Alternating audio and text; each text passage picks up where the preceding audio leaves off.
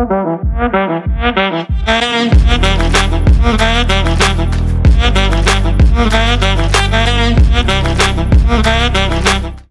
right, where are we right now? We're in Bali Time Chamber, right at the north of Bali in what's it called? Munduk? Munduk. Munduk. It's like a men's retreat. Have a look around. It's very lovely here. Group of guys. Got the gym here, got the restaurant over there. Got the boys, got Vlad.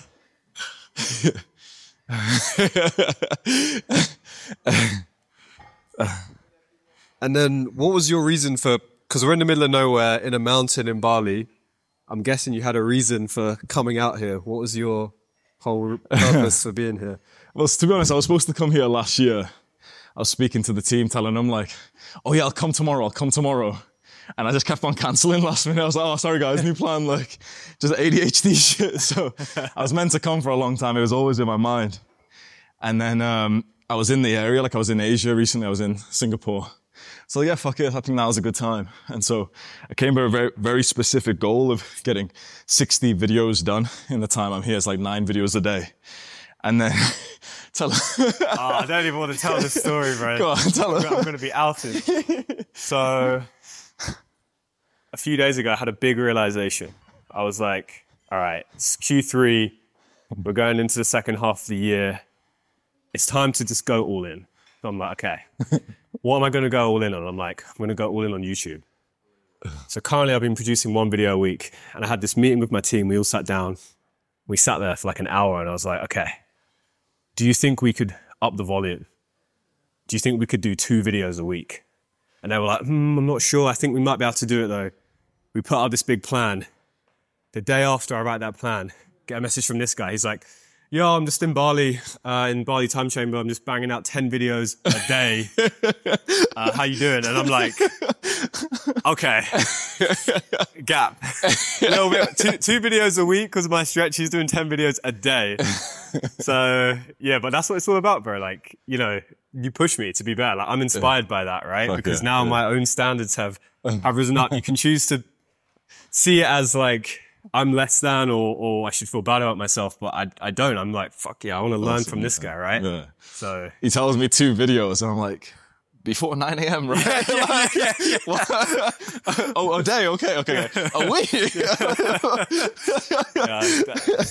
You need some masculine judgment, though. You need it, right? So it's how you grow.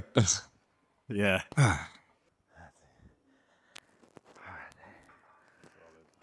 Ooh, Nice, bro. man, that's tough. So how was it? We haven't even spoke about this, bro. How was it winning the school games? And then how was it meeting everyone over there? Alex, Sam. It was awesome, yeah. Congrats, by the way. I don't even know if I said a proper congrats to you yet, but seriously, bro, like, That's all. it was insane to see you do it. Like, Yeah, man. how's that all been? Well, first of all, like, I got loads of questions on it. Like, how's your life changed, like, in any way since that happening? Because it's a pretty big, it's a kind of like winning like UFC or something if you're a UFC fighter, right? But for pretty much, yeah. online stuff. So like, how's it been? Like, how's your life? Yeah. You know, the biggest part, so it was like this competition on the kind of business model I do, and I got first place. And the biggest part of it was the self-image afterwards. Like, it wasn't even about how much money we made that month. It was that as soon as I went to this event and I'm getting handshakes from like these guys worth 100 million and like entrepreneurs I've been looking up to for years, I came home that day and I was like, oh shit, like I'm really that fucking guy now. I'm really like a fucking entrepreneur. I'm really doing bits. I'm really like, you know, I'm successful. I'm well driven. I'm good at thinking. I'm good at making decisions. And I make so many mistakes still. It's insane how like retarded I am at the same time. But it's like, it gave me a lot of like self-belief. It gave me like a new version of my identity. So that's the most valuable part. Wow. So how do you see yourself now? I've been using the phrase world-class entrepreneur. I feel like it's a bit of an egotistical phrase, but I think it is true. If you're, this is probably the #1 up-and-coming business model website right now, and I'm first place on it. So, of the thousands of competitors, so I'd like to believe like I am like a top entrepreneur now. If anyone's going to use that phrase, I think you have a fair enough reason. A good reason use to, yeah. What did you like? Did you actually spend any time with like Sam Hormozy while you were up there? Did you get to like chill with them at all? Or was it just like a quick? You did? Yeah, it was multiple days, yeah. Oh, wow. Like, it was at dinner and breakfast and stuff with Sam, like, a few days in a row. What's Sam like in person, bro? If you're curious. Sounds like he's sick, bro. It's like, imagine if ChatGPT was a human. That's what Sam's like. Like the first time I spoke to him, right? And I'm like this internet alpha male, so I'm speaking to this like massive businessman who I've been watching his videos for years. And so he comes on this call and I'm like, oh man, you know, I've got to say, you changed my life and you did this and like, you know, so thank you so much. And he's literally just silent and he goes, cool. I thought I was like some alpha, right? I could control. I was like, and I started like getting insecure because he didn't say anything else. So I was like trying to fill the gap, the silence. And I was like, and you know, like the business you built is really good as well. Like, he just held his frame. He was comfortable with the silence. I wasn't. So, but no, he's so sick. Him and Alex Hormozi. So I spent like a full day with Alex and then multiple like days, dinners and stuff with Sam. And I came away with it with this massive note page on my phone of so many things we could implement to improve my product. So we easily gained like tens of thousands of dollars worth of like knowledge there.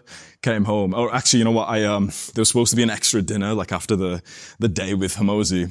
And I skipped it because I went straight back to the hotel, just went to work straight away. And I was like, you know, messaging my brother, telling, okay, we've got to implement this. Let's implement this right now. Let's do this. Let's do this. Let's do this. Like, so many good ideas. That was like, that one note page that I got of ideas was worth taking the entire trip over to the US by itself. Yeah. What was one of the things from that page? What was that next?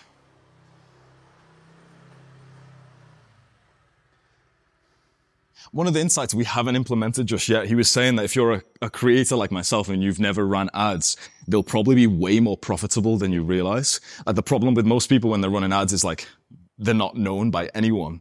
And so it's just basically to cold traffic. Whereas he was saying that when I run ads eventually to my program, it won't just be to the 2 million subscribers.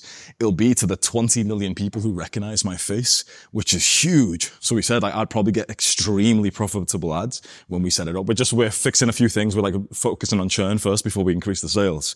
And then when we do run ads, probably like later on this year, apparently it's going to be like an easy like 5-10 return on investment, which will be sick. So dude, yeah, that was one of the things like we even talk about yet for you, like, cause obviously my background is ads, right? And I'm used to running them like straight hard, cold ads. And it's like, you already have the market knowing you. So if you just run ads to like a lookalike audience of your subscribers, it's just going to be, I mean, I've even seen people running ads just straight to the school page. Yeah. There's like, it's literally just like picture, some copy, direct to school page, and then people are just buying it. It's like as simple as that, which is just like awesome, insane. Yeah. Well, school has like this the pixel you can track, into it now, so that's probably makes it better as well. Track sign-ups, yeah. Awesome, dude. Because then like you're essentially just, you know, say it costs you $50 to get a customer, right? And then they spend 200 in the first month. Easy. You're instantly making 4x. Yeah, never mind the back end. And everything else. It's like man. That is printing money. And you hear that phrase, like that is what it looks like. That's cool, man. When do you think you'll start doing that? I want to start soon. You know, it's good dopamine. It's like, oh yeah, more sales. Yeah. But right now, I want to focus on churn first. You know, it just makes more sense. It's like we've got a bucket right now that we can fill, but there's little holes in the bucket. Makes sense plugging them up first. Totally. So just do some RDLs for the RDLs. Okay. Hamstrings and glutes. I'll join you on these.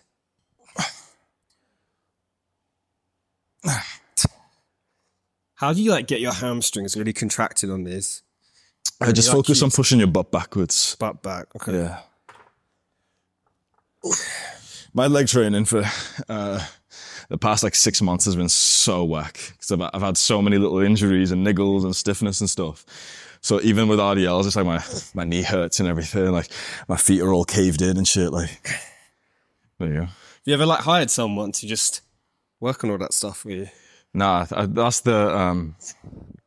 the bandwidth thing, isn't it? It's like when your brain's so focused on business. This is like one of the things that a lot of like entrepreneurs won't tell you, but like when your business is a full-time thing, not just like 9 to 5, but like 5 to 9, you'll have something like, oh man, I've had this back pain for like 6 months straight. And someone will say to you like, have you been to a physio? You can afford it. You'll be like, oh no, like I've not had time to.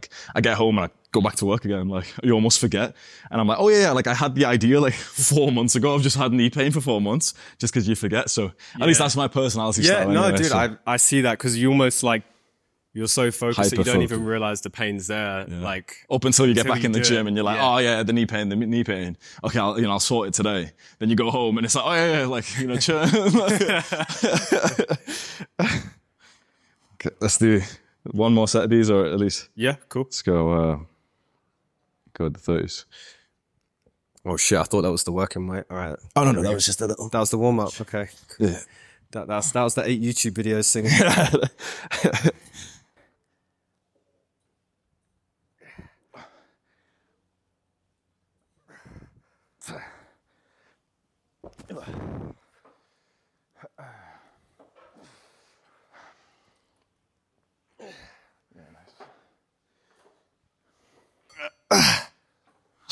Nice. You're wearing a whip band. Yeah, man. Why is yours gold? This is like Why is yours like the fan? non-peasant one. Is that the if you win the school games you pay get extra that for one? one of these. One day you'll be able to. The gold, man's got the gold whip. What's the watch saying? It's a Rolex. Oh, that's beaut, bro. This one's engraved, yeah. Oh, you gotta come and look at this. Look at this bad boy. Have a look at the back as well. Oh, that's actually sexy. Yeah. It's nice, isn't it? Is that grey face? What colour is that? Platinum, yeah. Platinum. Wow. Turn around. Oh, damn. 1 million Adonis. Adonises. That's the goal.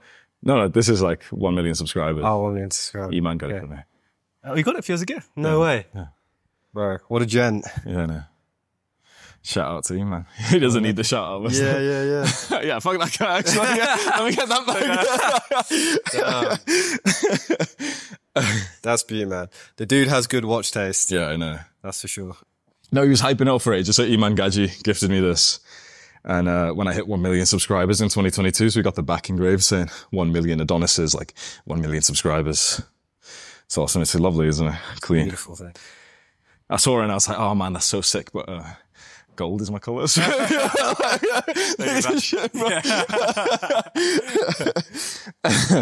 Okay, so that's why you got the gold whip band. Yeah. I get that. I get it. Yeah, dark skin looks good in gold. Oh yeah, sexy as fucking at that. And I got the necklaces and stuff. Like, yeah, man. We doing one more of these, or are we done on? Done on these, yeah. Cool. Oh, fuck legs. Oh, jeez. Yeah, legs is hard for me, man. It's like you get a few of the muscles which are quite easy for you to train. Yeah. Legs for me has always been very difficult. It's like the pain receptors for me, really sensitive. Yeah. So to get close to failure feels like way more painful than anything in the upper body for me. Yeah. Yeah, I watched a video by Sam Sulek the other day, the YouTuber, and he was talking about leg extensions. And he basically had this big realization that like he was stopping way short on leg extensions just because his quads just for some reason hurt more than everything else. And I was like, oh yeah, shit, it's actually the same. So I started just like trying to push through it, and it was like different kind of pain. It was almost going to war. It was like it's like a physical pain. It's not. It's almost like more than just a regular muscle contraction pain. It's like actually painful. Is actually painful. 100%. Yeah. That's why, like, if you've got a lagging muscle, most likely it's because you're like the pain receptor there is much worse. So the only way to bring up that muscle is like you got to stop being a bitch, basically. Yeah. But it's so hard because like for example, hitting failure on chest, it feels good in a weird way. Yeah. Even though it's painful, it's like a good pain. Yeah. Quad pain is like, that's not a good pain. Women just somehow can Just massive fucking quads get and stuff. huge legs. Yeah, I know. They were like the opposite or something. Like you get pumped up everywhere else. Yeah. You know, I get a chest pump, I get a back pump and stuff. With quads, I don't get a pump. I just get like inflammation. Yeah.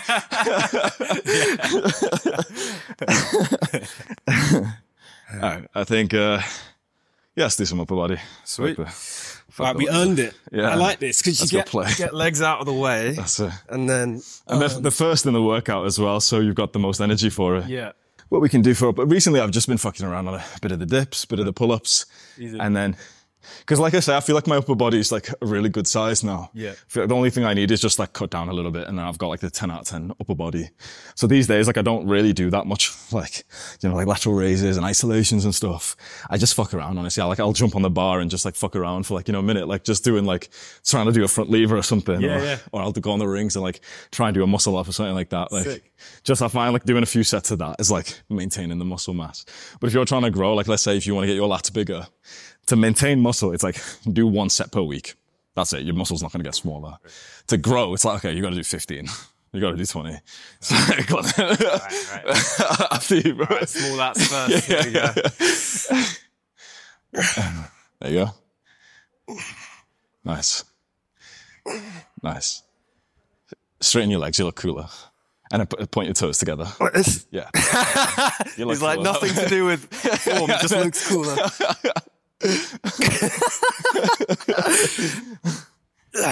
Yeah. So, and then we've got a real man over here. Look at that man. Okay. Right. That's something different. Good man. My man. What is that? 25, 50. What's the yellow? Yellow is 50. Fucking hell. Let's go. 30, 60. Wow. Fuck yeah. Sick. Let's go, man. Oh yeah, we got to do some weighted dips now. Yeah, man. Fuck yeah, that's what, 25, 50, 80 kilograms. Wow. Fuck me. Let's do, I'm going this bar in.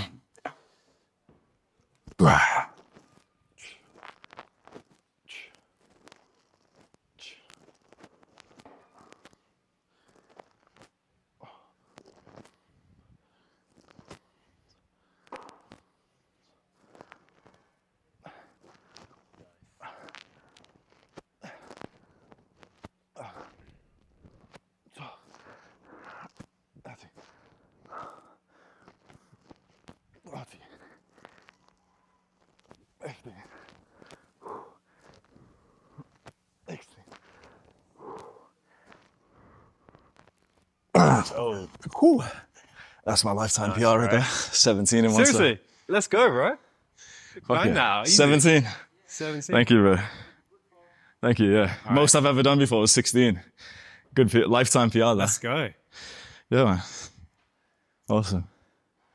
What's your advice for like people just starting out in the gym? Like, what should they do to begin? Um, Say they're like a little bit skinny fat, Yeah. haven't really been in before, want to Yeah. gain muscle. To be honest, my advice would be more on the psychology side. So I think the reason why I've built this physique was because I didn't quit. A lot of people, like they start training, but then they take, they quit. They take 6 months off or whatever. I never stopped. So I started age 16, 17. I'm 27 years old. I've never taken more than like a month off the gym before. I think I took off for a month once in my life. That's it. So I've trained for 10 years straight. That's why. So what I tell them is like, try not to obsess over workout routines, sets, exercises, all of this cute stuff, the science lifting and all of this. If you just start and you never quit, after 10, 15 years, you'll have the 10 out of 10 physique. You could speed it up to get to the 10 out of 10 physique in like 7 years as a natural by doing everything right. But if you do everything right, there's more chance of quitting. Because suddenly the exercise you like doing, you hear on YouTube that like, oh, it's not the most efficient one, and you should do this other one that you don't enjoy. And suddenly on the Friday when you've got like a bit of a headache, you don't go to the gym anymore. You take that day off. Then you take another day. Then you get a girlfriend, you take 2 weeks off. You go to a party, you got a headache, you feel sick, you got exams, you take weeks off because you don't enjoy it. For me, it was like, this is the most fun part of my day because I just do what I feel like in here. And then naturally over time, you start noticing like, oh yeah, my legs are a little bit small. I'll put them at the start and everything. But I think when you overthink too much, your chance of quitting and taking time off is so much bigger. And that's what stops you from getting like the ultimate physique. So true. Yeah, man. What would you say? Getting into it.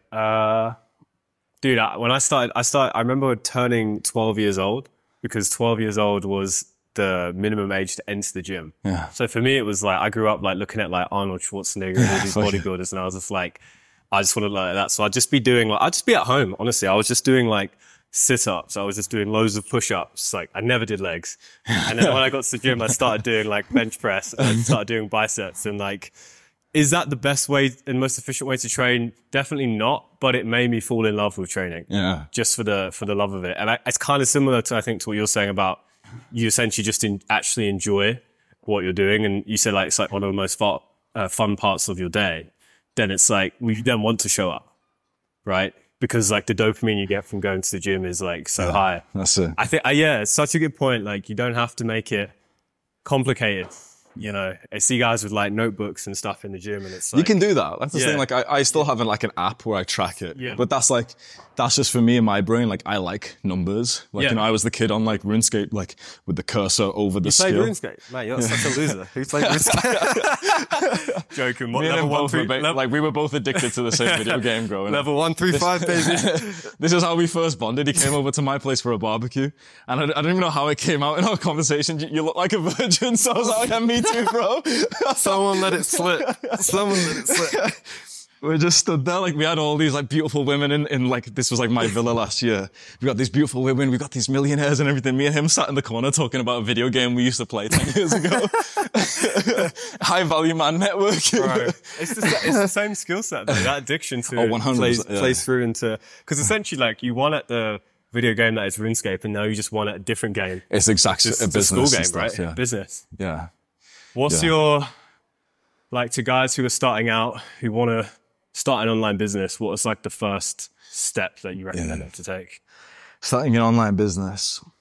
Start with the niche. I'm realizing more and more it's the most important part of the business is like having a very clear idea of the demographic, like the people you want to help, the people you want to target, and the pain that you want to help them with. Once you've got that clear, it's like after that, your brain will creatively make up the product that you can sell and the sales page and the content and everything. But you've got to have a clear idea. And what I would say is make it specific in just one topic. So for example, a lot of guys will say like, oh yeah, like my channel's about fitness and making money online and football and mental health and this and this and this. And it's too many things. Yeah. Your conversion rate, like how many people buy your product will drop if you're trying to tell them you do two things. But if you just say, okay, I help Muslim men with porn addiction, it's so clear and you'll grow like fucking crazy. Like the marketing for this place we're in right now is beautiful. Respect, bro. It's amazing. Like they've gained this retreat we're in. They've gained like 100,000 followers in like 24 hours. Fuck yeah, bro. Crazy. Because the marketing's clear. They're not trying to say like, oh yeah, and women can come as well. And you can bring your dog as well. And like your grandparents, like, no, it's just young men who like gym, who like business, who want to eat meat. Clean, niche, one specific kind of person. What's interesting, the more specific and narrow you go, the bigger the audience grows. How awesome is that? Like, so they've got like 700K followers here, but it's like they're just focused on helping young men. They don't try and make it like, oh yeah, you can bring your dog as well. And we'll teach you how to make money online. No, this is just a place for young men. My videos, for a long time, it was like, I just help young men improve themselves, like self-improvements. Now I'm going even more specific. I just help young men start an online business. That's how specific it is. That means I'm not going to talk about football. I don't talk about fitness on my channel anymore. I just talk about the one niche. If you get that super clear, what's beautiful is you don't need to obsess over a certain product because the idea just comes to you thinking like, how do I help my niche, helping young men start an online business? There's like 20 different products I can make. And suddenly they all start coming to mind. Suddenly over some time, it's like you become a thought leader. You become like an expert in this one niche rather than being the guy who says, oh yeah, and I'll also teach you about fitness. And I played football in high school, so we'll talk about that as well. Like I review like my students' businesses all the time. And one of them had like a product which was like this. It was like, oh yeah, so I'll teach you how to make money online. So I'm thinking, first of all, you haven't even made any money online, so I don't know what you're teaching. And I watched this VSL and it was like, oh, and we'll also talk about football and fitness if you want as well. And I was like, what the fuck? Like, you're basically just acting like a friend at this point. Like, we're just talking about whatever we want. If you're trying to sell something or if you just want to start an online business, just one topic, just get really good at that. Just say, I help this kind of person, like young men, Muslims, women, old people, yoga teachers, whatever. One kind of person with one goal. That's it. Dedicate like 2 to 3 years of your life at least to that one phrase. You'll easily be on 10K a month within like a year by just doing that. What would you say? For young guys starting out, I'd agree. I'd say the only thing I would add is like, and this is something I've learned more from Dan Bolton recently. It's just like, which is your values. So like, say it's like, so for example, someone like him, he's like a business mentor. He teaches you how to make money online, but then he's also like a Christian. He's also saying like, you can make money building a business around your life instead of your life around a business, right? So it's like these certain values that then he's still teaching you, but are just kind of inside like of the niche. secondary things. What do you think about that? Like, yeah, perfect. Yeah. So the overall part of your business, let's say the YouTube videos you're making, every YouTube video on the niche. So let's say my niche is like, let's say I help Muslim men quit porn. Let's say I really care about that. I grew up, I was a Muslim and I hated porn and it made me feel so bad. Okay, so now my product is I help them with like one-to-one coaching, for example, maybe retreats, whatever. My content, every video I post is on the exact same topic. It gets a little bit repetitive, but it doesn't matter. That's like saying like, oh, I'm not going to bench press again because it's repetitive. It's like, don't be a retard. It's like, that's the whole point. You're supposed to bench press for 10 years straight to get to big milestones, right? So it's like every video, same topic. 50% of it's basically the same. It's like, the title can be like, why so many Muslim men are watching porn? What my imam said about watching porn, what the Quran says about watching porn. It's very similar, but it's like there's enough uniqueness so it doesn't get bland.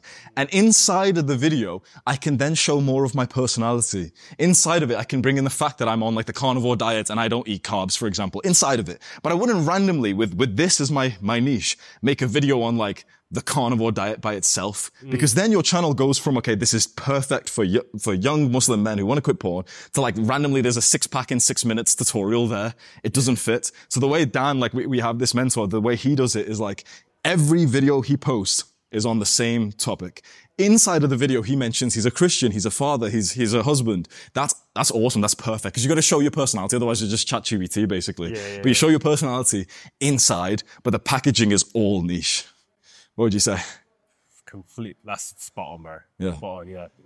Because I think it's like the main message of your content, of your video, of your sales is like who you're helping. But then what attracts, what I found is like the values in showing who you are is what actually attracts like dream clients. So with me, it's like I teach guys how to make money online, but then I'm also, you know, into like we just did a breath work here this morning, for example. Like I'm also into that. I'm also into like mindset. I'm also into like spirituality.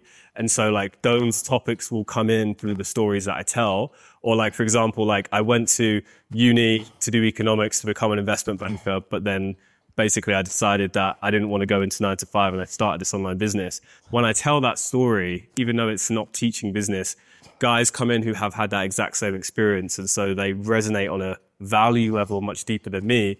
And that's why they choose me than someone else. And I think like, Hamza, I'd be curious to know for you, like how much, I don't know if this is like a racist question, but like how much of your audience is like brown? Yeah, like, big do deal, you get yeah. a lot? Yeah, solid 20, 30%. Because they resonate with who you are, right? Your values, who you are as a person and stuff like that. And like, same with me, like I get guys who actually look similar to me, like physically. And I'm just like, this is just wild. Because I think we want to learn from people, buy from people who are like us at the end of the day. But I think like when I was starting out, that was a big limiting belief. So I'm glad you said it. It was like, if I go too narrow, then I won't reach anyone, right? Yeah. But if you go too wide, then you won't target no one, right? It's when you go narrow, like let's say the marketing for this place, right? What's interesting is the more narrow you go with your focus of helping people, the more your audience grows.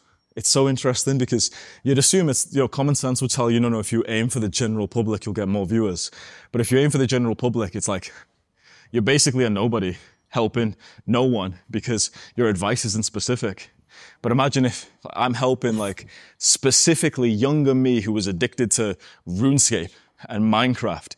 I know his pains. I know his struggles. And the brutal truth is we think we're all unique, but we're not.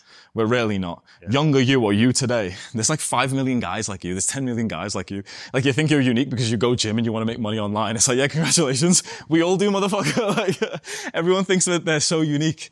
If you target as specific as possible, you'll end up finding that like your audience will grow because you'll resonate with each individual so much more. So I would 100%, I'd say like niche down. It's one of the lessons I've been like ranting on about recently because I'm realizing how important it is. Because not only that for the audience, but like you become more of a master in that niche as well. When you just have like one niche, what happens is you start to get deeper and deeper into the topic. Instead of making a video titled how to make money online, which is what you'd make for the general population, you make a video titled how to reduce churn in your low ticket school community. Now that's going to get a lot less views, but the people who are watching that are literally thinking like, wow, that's perfect. If this guy's selling something, I'm going to buy it. Yeah. Question on YouTube. For you, obviously like it's a platform, it evolves over time, it changes. With how the platform has changed, say, since you started, would you still recommend doing the same approach you did, at least for someone who's like you, or would you say do it differently based on what it's like now? Or does it just not matter? What approach are you basing this on? Like, so for you, like with how you grew your channel, right? Like with the strategies you say around like how much you posted, the types of things you talked about, all that kind of stuff. Like, would you still recommend that same approach to guys who are trying to grow now? Or would you say, would there be any differences? No, I wouldn't recommend doing it the way I did. So to grow my audience, I made really like quite general content. I made like basic videos on like, you know, beginner level stuff like top 9 no-fap tips to stop touching yourself, like top 7 ways to build a six-pack. One, it was a niche. It was like 20 different topics. It felt like a niche because I was helping young men improve themselves, but improve yourself is like, that's like 20 different things. There's mental health, physical health, spirituality, family, religion, and diet. And, you know, there's too many things, right? I'd tell them, pick one. Don't say self-improvement. Pick the most important part of it for you. Fitness, for example, sleep, religion, spirituality, family, whatever it is. Pick one and get really awesome at it. That's one tip. Second tip I'll say is like,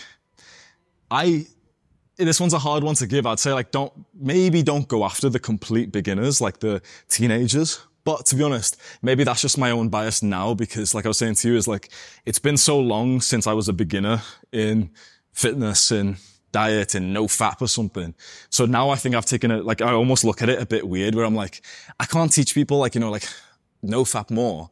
I haven't like been a wanker for like 10 years straight. Do you know what I mean? It's like, why am I teaching kids that? Like, I've never had like a TikTok addiction. You know what I mean? I was already like, I stopped using Snapchat when I was like 21, 22 years old. So it's like me trying to teach these things now. I'm 5 years, 10 years apart from it.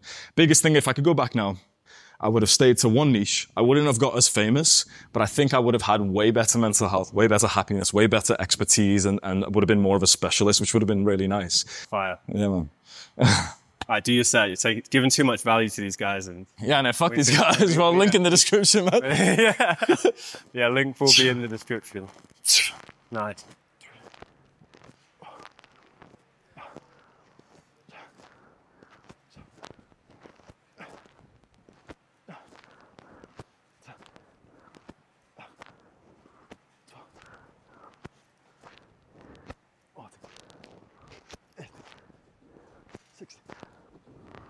Empty. 18. Let's go. 19. Oh, you just hit another PR. 19. Let's go, bro. Come on, man. Biggest PR of my life so far. Something in the air. 19. Fuck yeah, that was good form as well, wasn't it? There's no kipping or anything. Fuck yeah. Go, bro.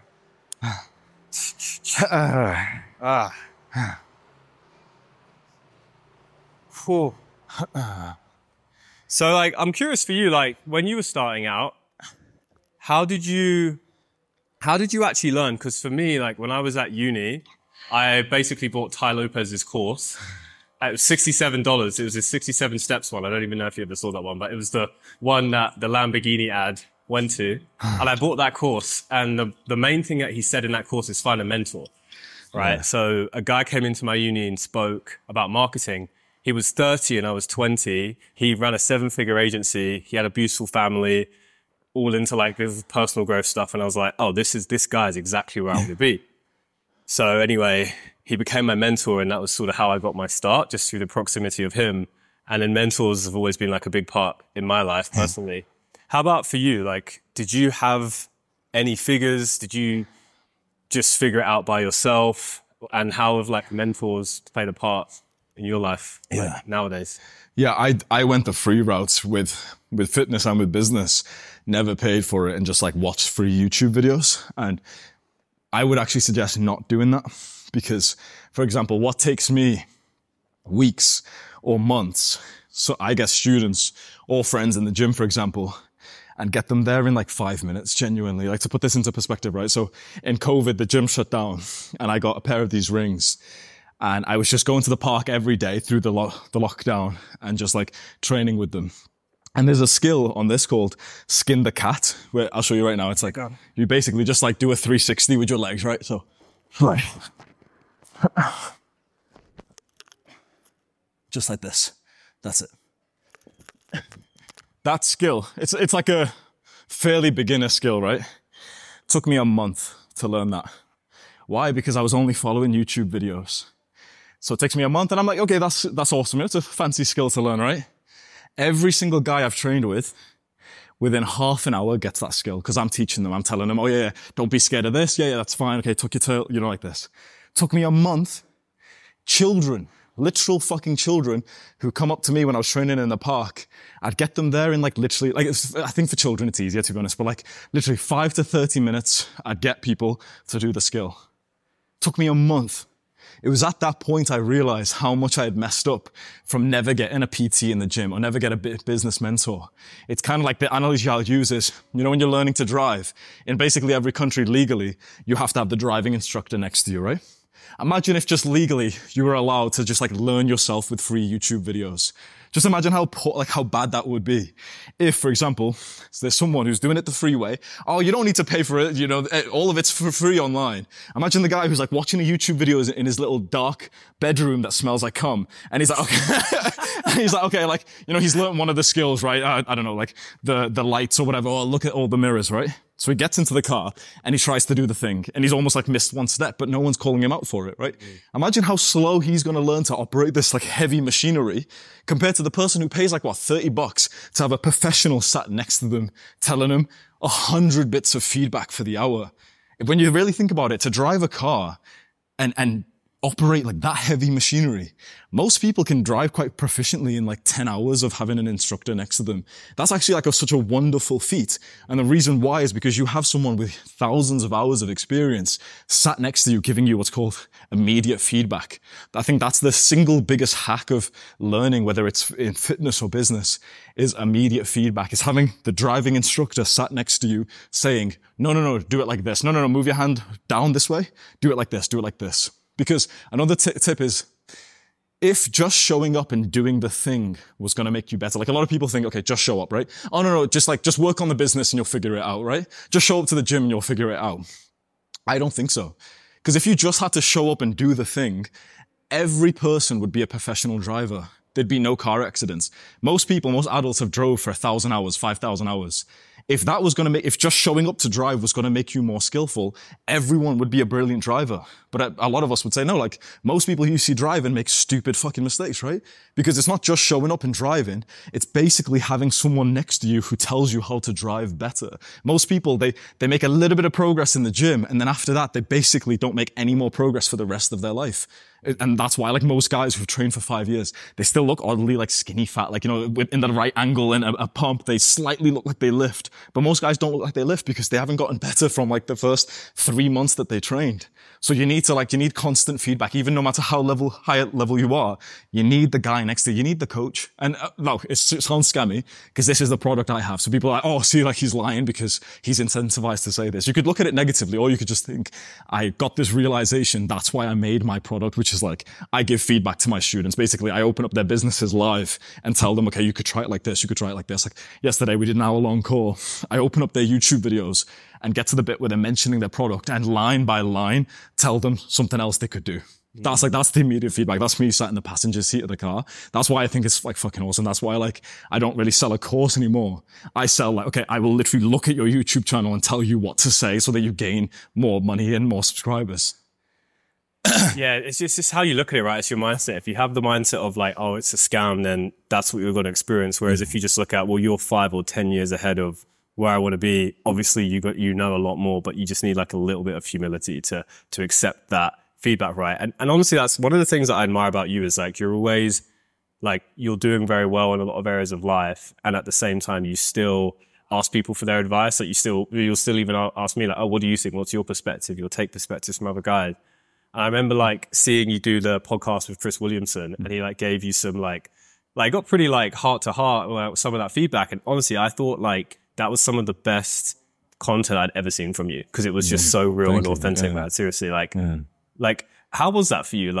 Getting that feedback from someone like him. What is that actually like feeling it? And the reason I ask you is because for other people who need that feedback in their lives, I want them to know what it feels like to actually receive it. Yeah. What does it feel like to get feedback from someone? Maybe give a bit of context on the interview for like people. So I went on this interview with a podcaster called Chris Williamson, really big podcaster. He's been on Joe Rogan like 2 times now. He's had Hugh Byrne, Tim Ferriss, everything. Right? He's one of the biggest podcasters of the world now. And I've known him for a few years. Me and him did a podcast like 2-3 years ago. And so both of us, when we did our first podcast, had like 200,000 subscribers. And the second one, we both just about hit 2 million. So it was really nice. We both like 10x our audience size in like 2 years. So I end up seeing him again. And beforehand, he sent me a text saying like, oh, what's new? Like, what can we talk about? And I told him, oh yeah, like basically just call me out. I want to learn, give me feedback. I've been getting so much like negativity recently of like, I've been changing a lot as a person over the last few months because I stopped optimizing for the audience. And so the real me started to shine and come through. But then obviously the real me was a surprise to the people who had built up like a parasocial relationship with the persona of me. And so I told him all this and he understood it because he's a very intelligent guy. And I said, yeah, like basically just fucking go in and just tell me what I need to hear. So we sit down and he's fully like, he's just like hitting me with facts of like, since you're discovering yourself, maybe you shouldn't be speaking with so much conviction and saying like, yeah, this is how life is going to be for me for the next 6 months. Because basically I made a video announcing like I was going to sort of settle down with this woman I was with. We were going to plan to have children and stuff. And, here was my dream vision and everything.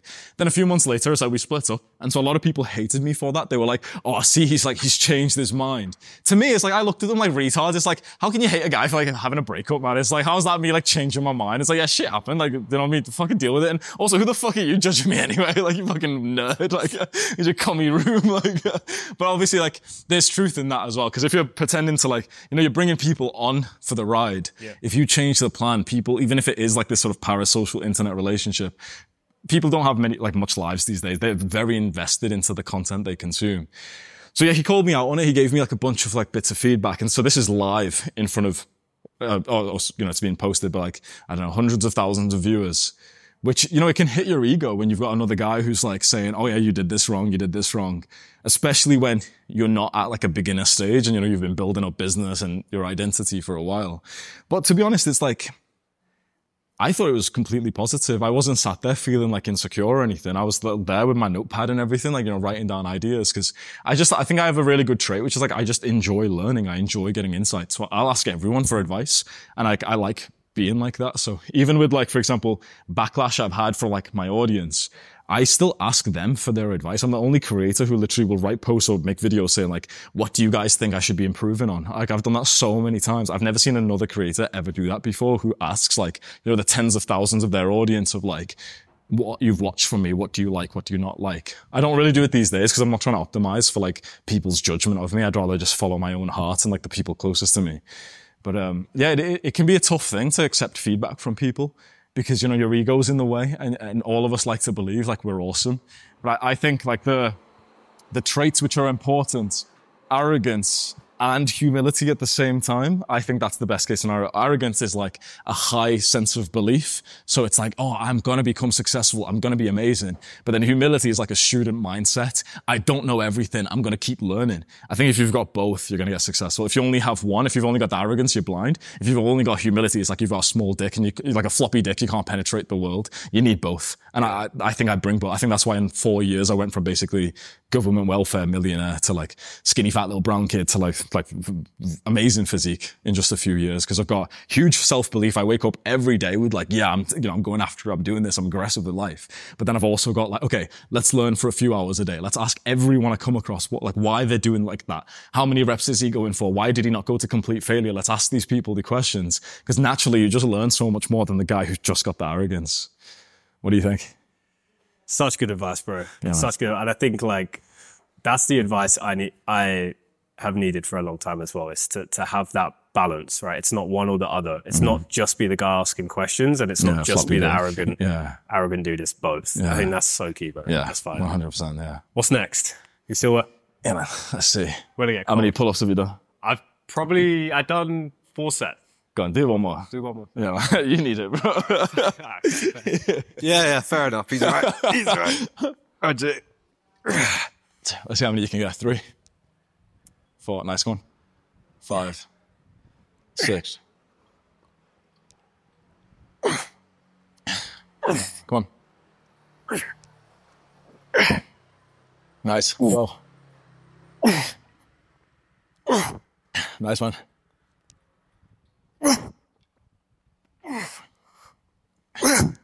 Fuck yeah. Nice one. Nice. How many was that? Oh, like I think 20 it was 20. Yeah, fuck yeah. Thanks for mugging my PR, bro. Dude, that just illustrates the point, right? If you weren't looking at me telling me to do push-ups, Yeah, it would have been 12. I probably would have been 10. Same, man. So it illustrates the point of having a mentor, having someone yeah. who's pushing you, right? Yeah, man. Okay, pull-ups done. Let's do, I've only done one dip. We'll do another set of dips. Some more? Yeah. So I'll do some dips and then I'll do some overhead press as well, because dips are better for the lower chest, apparently anyway. And then maybe if you do some like overhead press for the shoulders and then for the upper, you get the full cool. Pec build there. All right.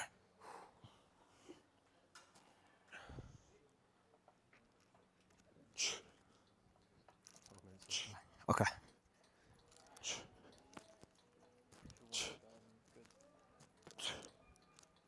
I think we should be good in that time. Yeah.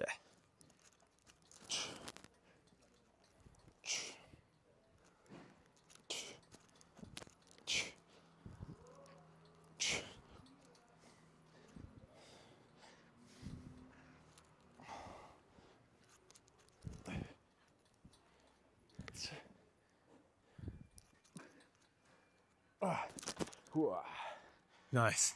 Right, I literally like zoned out for quite a while, and then I looked back, which felt like a year later, and you were still doing a dip. How many reps was that? I didn't count. So we're in a environment, a very high testosterone, masculine environment. Only men eating steaks every day, working out, doing our businesses. Yep. We got guys doing business No deals. chocolate brownies, yeah. Nothing. You dating right now? What's your... Yeah. Yeah? Yeah.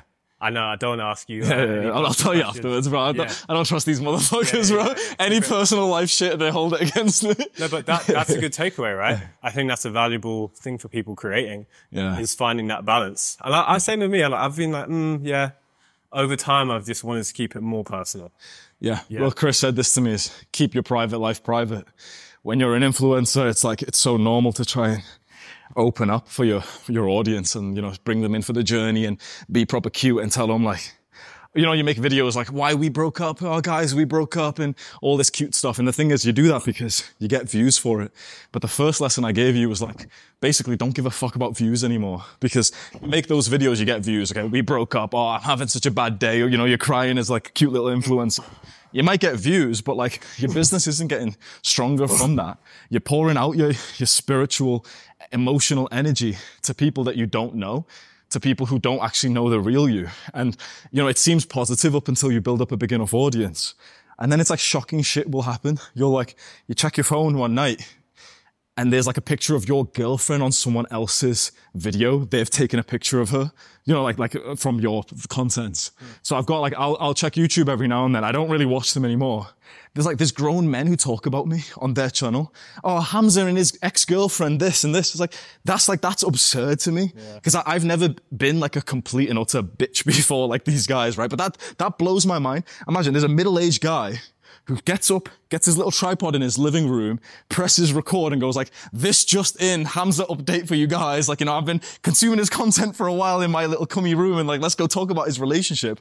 That's what stopped me. I was like, you know, me telling my audience about, okay, breakup, family, whatever, it felt normal. Someone else talking about my ex-girlfriend felt fucking weird. I was like, okay, take it, like, you want to get that out of your fucking dirty mouth, right? And I was like, wait, can I blame them? I'm the one to blame, right? I'm the one who spoke about it. I'm the one who showed pictures. I'm the one who's like, spoke about girls and family and this and this. Can I blame people if they write a stupid fucking comment about someone from my personal life when I'm speaking about it? No. So it's going to sound offensive again. I'm quite aggressive against like the sort of viewers because I'm realizing like a lot of viewers think they're fucking like king. They think like they can control the creator. Fuck that, right? I'm chopping off the fucking strings that they have above my head. And I've got this aggressive mindset where it's like, you don't deserve to know the things in my personal life. I'll stick to my niche, which is helping young men with business. And if that's like relatable for you and you care about that, sweet, join in. But like some kid who's watching this somewhere in the world doesn't deserve to know about like my love life. He doesn't deserve to right now. If I meet him in person and he's sick and we're hanging out, yeah, by all means, I'll open up. Like, I'm not scared of having deep conversations. But to put that on the internet is like, it doesn't make sense, especially when your business isn't related to that. If my business was related to like dating and love, okay, by all means, I'll tell some stories.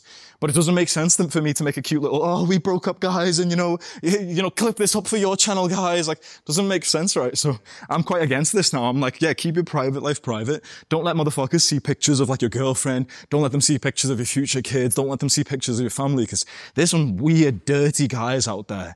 Dirty. Like, I'll follow a girl. Let's say I meet a girl in my gym. The next day I walk into the gym, this happens literally all the time. It's even happened with the guys here.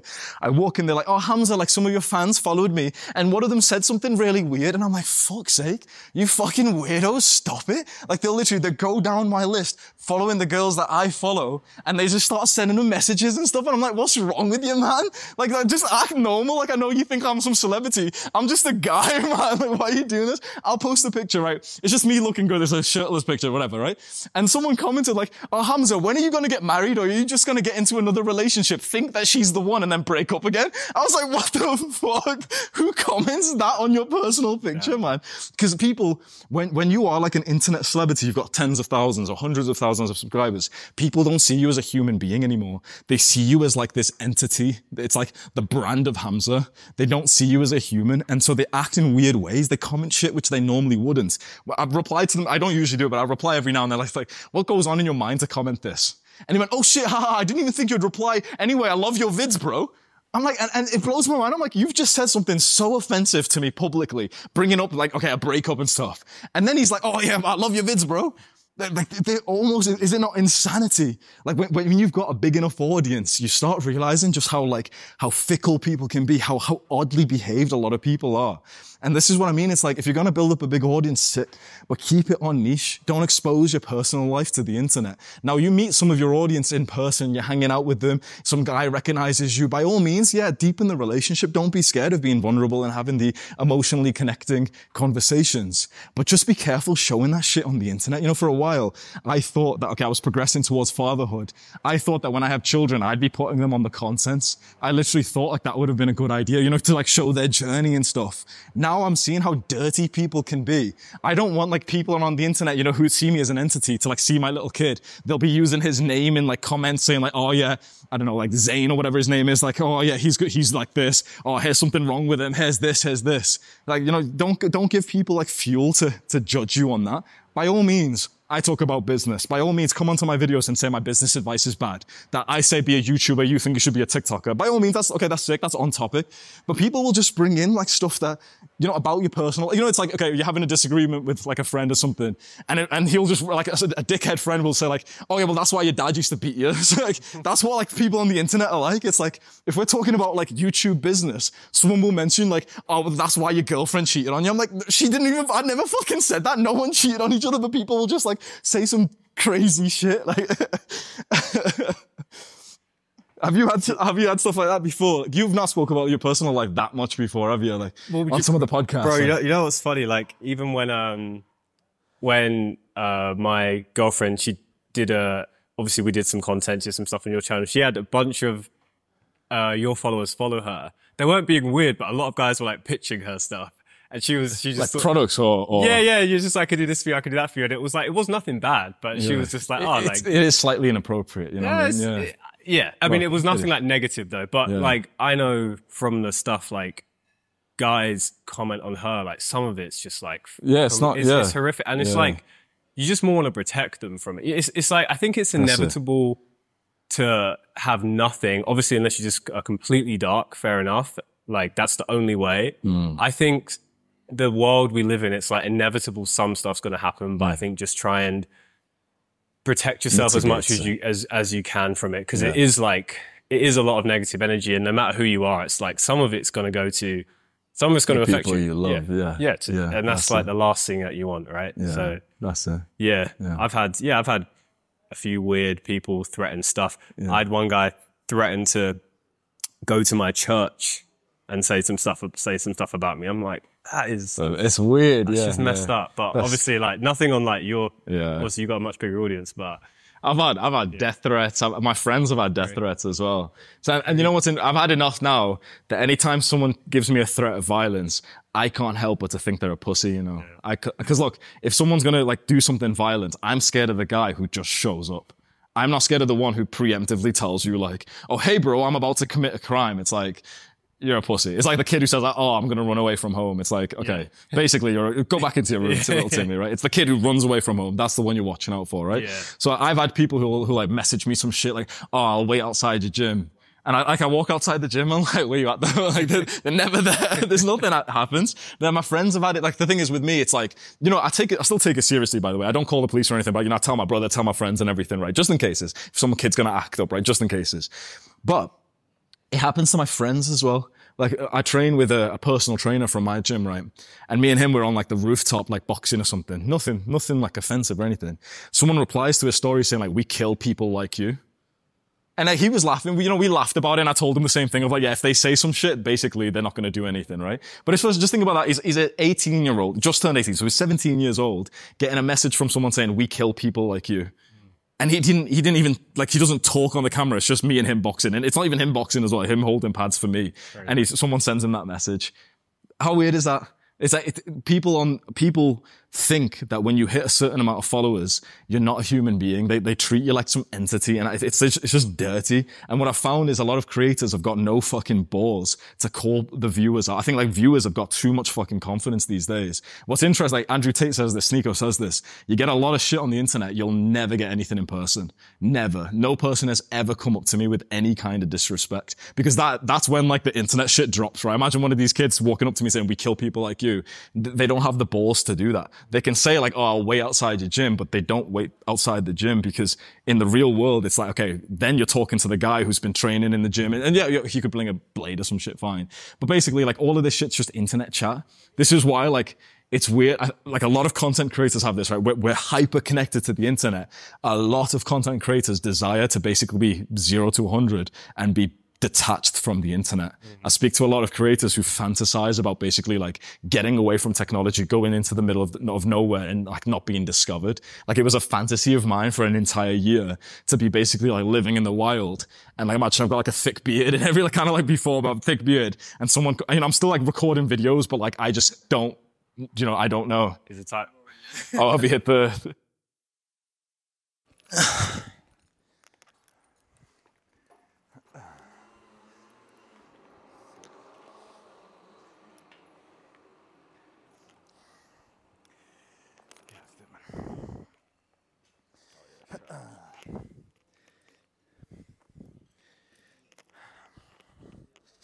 Thank you. Yeah, it's been good to train again. I was just saying, I was in the gym like a few months ago, and this big fucking guy, right, 6'5" or something. He walks past me and he's just swearing, like proper swearing aggressively. And I make eye contact with him and he like from this far away, he goes like, who the fuck are you? Like proper comes up to me aggressively. Sounds like you're staring at me, like, oh, I'll bang you out. I'll wait for you outside the gym. I'll bang you out and everything. And I'll be honest with you, bro, I was scared. My leg was literally shaking. Like I was literally like this, like, oh, no one's staring at you. Like I was, you know what I mean? Like I'm not going to like fucking hit him for no reason if he's not going to touch me. He leaves, right? I go on like the exercise bike. It comes up again. Oh, I'll bang you out. I'll wait for you outside the gym. I'll do this. I'll do that, right? And, I'm scared, but he doesn't do anything, right? I walk outside the gym and I just, you know, I look around. I'm like a bit scared, but I'm looking around. It's not there. And I was like, it hits me. You can be a big motherfucker. You can be aggressive. The guys who talk, they're not the ones to fear. Yeah. It's like, imagine if he saw me staring. I wasn't even staring at him, but if he like saw me, he looked at me a bit weird and then he waited for me outside the gym. That's what's scary. Yeah, the guy who says like, oh, I'll hit you. I'm not going to be scared of that guy. Like, it doesn't make sense to be scared of that guy. It makes sense to be scared of the guy who doesn't say that and then just fucking hits you, right? Yeah. So I was walking outside the gym, like scared, honestly scared. He wasn't there. And I started like almost laughing to myself of how absurd it was. And then anyway, like from the day afterwards, I started training on the bag fucking hard. I was like, oh, I've been slacking on the martial arts. I trained literally at least half an hour on the bags every single day after that. And so months later, I'm like, you know what? I kind of appreciate that guy, you know, like I was slacking on the cardio before him. Like sometimes you need that, don't you? You need like some racist motherfucker to just say a little bit of shit. Like, Get you back on it.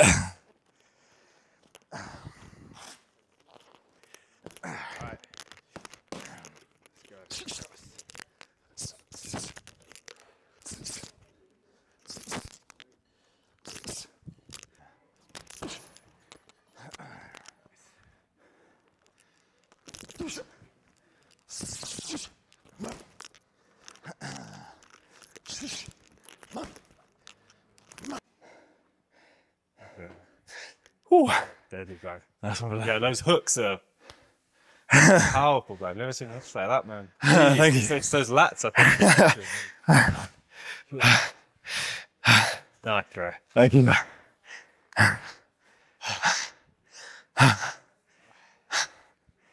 All right, last question to wrap up today. We're going to fast, you're 20, 26, 27? 27. All right, 27. We're going to fast forward in your life all the way up until it's the very last day you're here on Earth. You've lived a very accomplished life. You've achieved the things you wanted. You've got a beautiful family around you. You've made huge impacts to the world. You've lived a good life. You're still in sick shape, even though you're 100. But you can't leave behind any of the material that you've left and accumulated to the people you care about, your family, your loved one. But you can leave them with just one piece of advice, parting words or some wisdom. What would you tell them?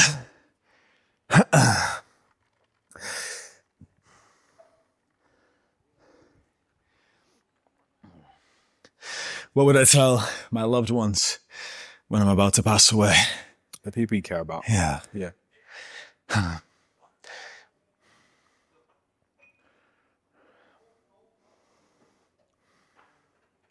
One of the new traits that I'm building up is being a giver. So this book I'm reading right now is called Give and Take. And it's the concept of like, if you're a giver, you help people, you go above and beyond to try and help people with their problems. And naturally you're creating a good impact. But often you're having a better life as well. And it's kind of like, I went on that call a few days ago and I stayed in for almost double the time, just, helping the boys, helping the students. So it helped them a lot. They're happy. I'm going to end up becoming more successful because the customers are happy. But the nicest thing was like, I stepped away from the call happy myself. Like I was in such a good mood. I was like, I've helped people. I created value for people. I helped them with their problems and they were thanking me for that. And it's kind of like you can live your life here, kind of doing the bare minimum for people, expecting like, oh no, but this is what they've paid for. This is, what this person deserves. But interestingly, if you just like give more to people, you'll also just get more in general, whether it's from people directly or it's just from like the spiritual, psychological feeling of, helping the world. I think inside of us there's so much energy, there's so much like locked potential that often doesn't come out for your own self-gain, your own personal gain. It comes out in the service and the love for others. So chapter 9 of The Way of the Superior Man is do it for love. Don't do it for personal gain. Don't have sex with a woman for personal gain. Don't get a customer for personal gain. Do it out of love for something, whether it's humanity, it's people, it's a certain person, it's for the environment or the world or for life. I find that like it's been bringing out so much more pleasant, positive energy in me. And it's also helping people more. So that's the thing that's like the lesson that's in my mind recently. Love that. What would you say? Dude, it's so crazy you say that because the big turning point in my life, I'd already been making some money. My whole goal was self-centered. I wanted to move out into this penthouse in London and I wanted my freedom. And I achieved that in my, fairly early on in my journey. And then there was one day when I think I said this to you guys in the sauna yesterday when I was sitting there at my desk in my fancy Herman Miller chair, like Ivan Ghazi had, because that's who I'd based my life around. And I just had this thought. I was like, who would actually care if I wasn't here tomorrow? Obviously, family, friends are going to be upset, but like, who would really care? And the honest answer was like, not many people. And that was when I realized that I was living a life of just self-service, of just only looking after my own goals. And I'd lost the giving, generous, loving version of myself in the pursuit of what I wanted. And that still gives me chills down my spine thinking about that day, because that was the day things changed. And that was the day I just started giving. And like, if you're someone like starting out and you maybe think, oh, I don't have as much as Hamza to give or as much as Ibrahim to give because I'm not there yet, you always have something to give. Whether it's just even smiling at an old lady on the street because no one thinks she's pretty anymore because she's 70, like that would make her day. That's giving. You know, you can give your time, you can give your skills. Of course, you can give resources as well, but like there's so much you can give and it makes your own life better. So I love that, dude. I wholeheartedly, I'm on the same page as that one. Fuck yeah. I just want to thank you, bro, for today, man. This was epic, super, man. This was so much fun. Yeah. Appreciate you, man. I want to say, you know, you mentioned this is the last thing you'd want to give to people you're giving it right now, man. You're a very giving person. Like, I don't know if you recorded it, but like, you hosted a breathwork session for the lads here. You come in and straight away, you're getting into these deep conversations. You're hosting, facilitating for the guys and taking like such an important role. You had grown men open up and cry, and like, you know, guys who aren't usually like this. You've got guys from Canada who's like playing hockey and he's got successful businesses. You've got Ali from Dubai, and it's like, you came in here as a young man facilitating that for guys. It's like you are the giver that you aim to be. Yeah, dude, but this is the thing, like, this wasn't me, right? Like, a few years ago, I would have had so much insecurity to come and not only teach something like that, but do it in a group of men who are, like, way, like, more masculine than me, way bigger than me. I would have been so scared of doing that. But, like, through the pursuit of just, like, genuinely just trying to help others, you also find your own self-worth. I think it actually, like, makes you have more value in your own self when you know you've got something to give. And it's like, we all help each other, right? Just how you've helped me with things, I help you with things. Like, it feels good. Like, it genuinely feels amazing to give and take. To give and take. And that's why you always hear, like, when you hear successful people talking, they always say, like, no, like, the most successful people are the most giving. They want to help each other. It's true.